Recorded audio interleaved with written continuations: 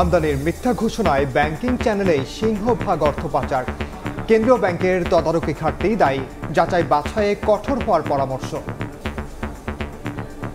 Bangladesh bank যদি তার দায়িত্ব অতীতে সঠিকভাবে পালন করত, তাহলে হয়তো বা এত পরিমাণে মানি লন্ডারিং হওয়ার সুযোগ কম থাকতো। গাইডলাইন্স বা এগুলা দিয়ে ধরা যাবে না, এটা একদম আইকিউ অ্যাপ্লাই করতে হবে। দেশ থেকে যাতে ডলার বের হয়ে না যায় অবৈধভাবে, সেটা নিশ্চিত করা। তো এবং এই জায়গাতে তারা যে ব্যর্থ হয়েছে, তো সেই ব্যর্থতাটা স্বীকার করা উচিত। সিস্টেম যেটা তৈরি হয়েছে, চ্যানেল তৈরি হয়েছে, সেগুলো তো বন্ধ করতে হবে।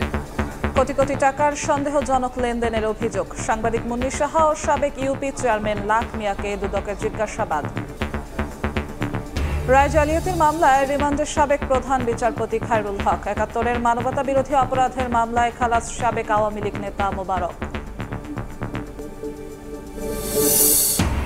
গুলশানে চাঁদাবাজি করতে গিয়ে গ্রেফতার রিয়াদের বাসা থেকে সোয়া ২ কোটি টাকার চেক উদ্ধার। নাশকতার শঙ্কায় বিশেষ অভিযানে রাজধানীতে গ্রেফতার ১৮৬।